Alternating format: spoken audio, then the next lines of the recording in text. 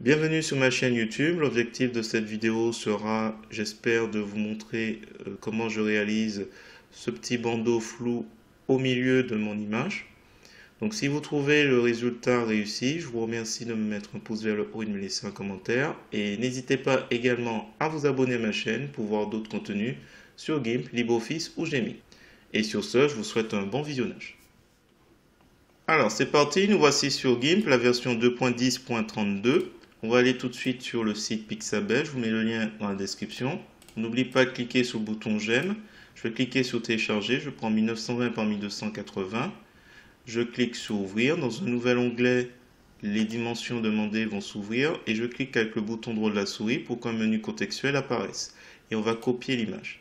Ensuite, on revient dans l'éditeur d'image GIMP pour faire édition, coller. Comme c'est la première image, on peut faire cette opération assez facilement. Alors, je vais l'appeler plage.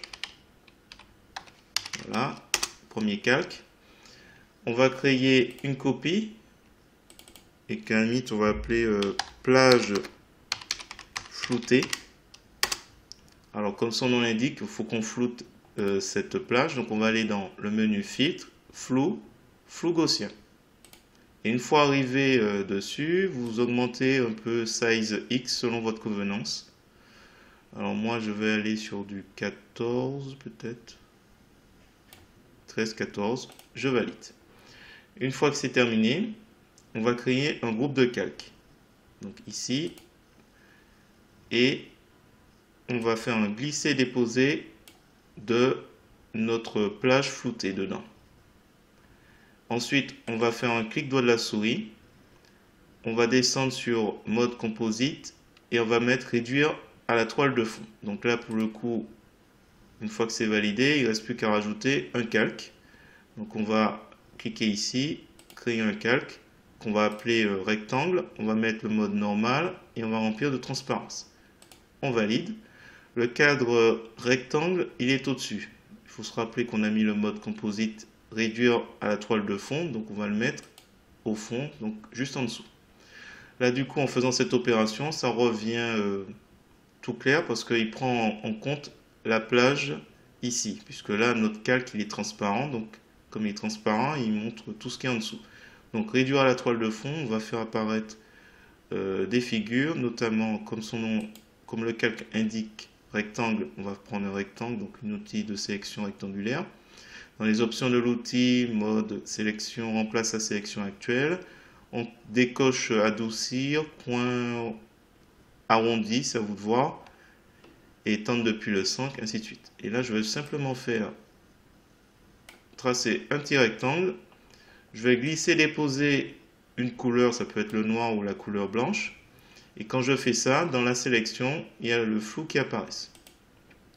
Donc là, la sélection n'en a plus besoin, sélection aucune, une fois qu'on a déterminé à peu près ce qu'on souhaite en largeur et en hauteur. Alors, comme on peut le remarquer, c'est flou au niveau ici, mais si on souhaite déplacer ou élargir, à vous de voir. Donc déplacer, on prend l'outil de déplacement. Dans les options de l'outil, on s'assure qu'on va déplacer bien un calque. Et on va faire déplacer le calque actif. Actuellement, le calque actif depuis un moment, c'est rectangle. Donc là, je peux cliquer une fois. Donc là, j'ai cliqué. Et on peut s'amuser à déplacer avec Shift et la flèche du bas. Si vous faites uniquement la flèche du bas, il va descendre tout petit peu. Par contre, si vous utilisez Shift, il fait de grands bonds, je ne sais pas de combien. Voilà.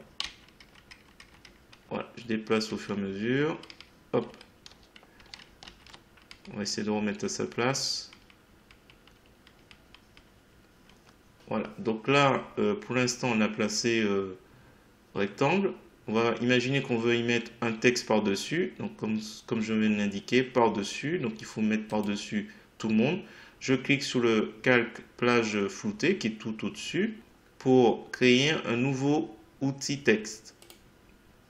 Voilà, je vais faire un petit rectangle. Je vais l'appeler bandeau flou. Alors, CTRL A pour tout sélectionner. Je vais mettre 250 en taille. Voilà. Alors, si on souhaite absolument que bandeau flou, le texte soit centré, pouvez utiliser l'outil d'alignement. Voilà. Vous assurez dans les options de cet outil que on met relatif à l'image et on va utiliser ces éléments-là. Donc, d'abord, je sélectionne mon texte. Donc là, on voit les petits carrés blancs de part et d'autre du texte. Et je vais faire un clic ici, il a bougé légèrement, et un clic ici. Et là, je sais qu'il est vraiment centré par rapport à mon image. Voilà. J'aurais pu, si j'avais voulu, alors je vais le faire aussi pour le rectangle. Donc on sélectionne rectangle. On va faire calque, rogner selon contenu. Voilà. Les limites de ce calque rectangle apparaissent. Je vais simplement le sélectionner avec le texte, tant pis. Et on va faire centrer et aligner. Et comme ça, voilà, on a un bandeau bien centré. Je clique sur l'outil de sélection rectangulaire pour retirer les petits carrés blancs. Voilà, alors si jamais les délimitations, ou les limites plutôt, de la bordure du calque rectangle vous gênent, vous faites un clic droit de la souris sur le calque rectangle et vous lui dites calque aux dimensions de l'image. Comme ça, les limites apparaissent ici. Toute cette partie est transparente, toute cette partie aussi. Voilà. Ben écoutez, si vous avez apprécié cette vidéo, je vous remercie de mettre un pouce vers le haut et de me laisser un commentaire. Et n'hésitez pas également à vous abonner à ma chaîne. Il y a presque plus de 1000 vidéos sur GIMP, LibreOffice et GMake. Et sur ce, je vous dis à bientôt.